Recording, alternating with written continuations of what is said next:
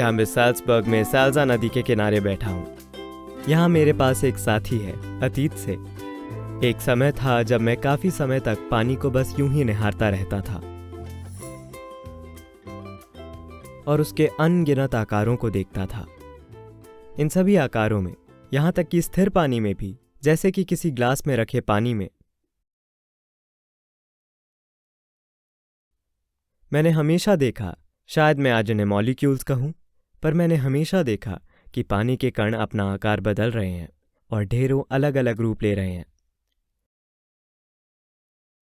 लोगों को लगेगा कि यह सब पागलपन है, पर यहां साल्ज़बर्ग में कोई था जो मुझसे सहमत होता।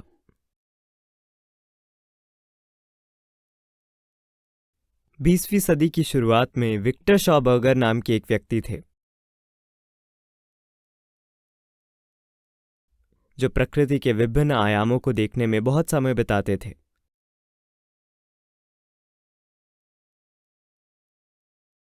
पानी भी उसमें से एक जरूरी आयाम था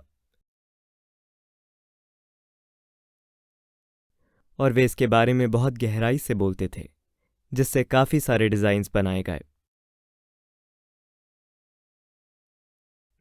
जैसे कि पानी बहते समय कैसा बर्ताव करता है। ऊपर ऊपर से दिखने पर लगता है कि वे बस बह रहा है, बस इतना ही। पर अगर आप जरूरी ध्यान दें, हम एक संयमा नाम की चीज करते हैं। मतलब उस पर अपना पूरा ध्यान केंद्रित करें तो सिर्फ पानी का आकार और उससे निकलने वाली ऊर्जा ही नहीं, बल्कि पानी की जीवंतता, उसके मॉलिक्यूल की गतिशीलता हमेशा बदलती रहती है और उसके मुताबिक पानी अलग अलग जीवों और अलग अलग इंसानों में अलग अलग बर्ताव करता है। हमारा 72% शरीर पानी से बना है, इसलिए आप उसके साथ कैसा व्यवहार करते हैं, उसको कैसे देखते हैं, ये बहुत जरूरी है। ये विक्टर शॉबर्गर की जमीन है। दुर्भाग्य से वे अपने समय से थोड़ा आगे के इंसान थे। जब यहां जर्मनी ने कब्जा किया तो नाजी लोगों को लगा कि वे पागल या बेवकूफ हैं और वे उन्हें पागल खाने में डालना चाहते थे। पर सौभाग्य से उनके दोस्तों ने उन्हें बचा लिया और 1958 में वे अत्यंत गरीब अवस्था में मर गए, मेरे पैदा होने से बस 1 साल बाद। और हम आज यहां पर हैं। मैंने पानी में काफी कुछ होते हुए देखा,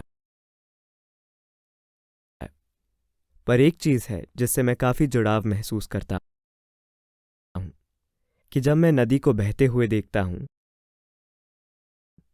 तो मुझे उसके पानी में अलग अलग माप और आकार की अंडाकार आकृतियां बनती बिगड़ती दिखती हैं और उनमें से अलग अलग ढंग से ऊर्जा निकलती है। कई मायनों में इन लिंग जैसी आकृतियों ने मेरे जीवन पर राज किया है। पागल कहलाए बिना इसे समझना बहुत मुश्किल है, यही सारी समस्या है। तर्क के ढांचे में फंसे लोगों को सृष्टि की थोड़ी गहराई में जाना भी पागलपन लगता है। 1000 साल के बाद जाकर वे उन चीजों को समझते हैं। हम यहां विक्टर शॉबर्गर को उनके अवलोकनों के लिए सम्मान देना चाहेंगे।